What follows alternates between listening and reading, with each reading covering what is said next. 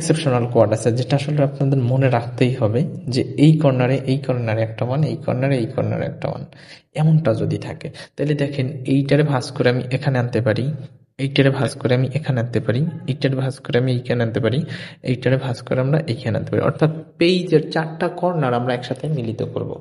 তখন কি হবে, এই ওয়ানটা এখানে চলে আসবে, এই ওয়ানটা এখানে চলে আসবে, এই ওয়ানটা এখানে চলে আসবে, এই ওয়ানটা এখানে চলে আসবে, এরা কিন্তু অলমোস্ট পাশাপাশি বসে যাচ্ছে। ক্লিয়ার? তো এই জিনিসটার আমরা কোয়াড বলতে পারি। তাহলে কোয়াডের ব্যাপারটা কি বুঝলাম? আসলে কোয়াড কয়ভাবে হইতে পারে, কয়েকটা ভাবে কিন্তু হইতে পারে। এখন এই গেল কোয়াড গেল। এখন কোয়াডও যদি কখনো না আসে, তখন দ্বিতীয় নাম্বারে গেলাম, কোয়াড পাইলাম না, পাশাপাশি 4টা পেলাম না। যদি পাশাপাশি 2টা পাই তখন পেয়ার গঠন করবে। অর্থাৎ প্রথমে 8টা দেখতে হবে, 8টা না থাকলে 4টা, 4টা না থাকলে 2টা। 2টা কিভাবে হইতে পারে? এই একটা কোয়াড, এই একটা কোয়াড, এই একটা কোয়াড।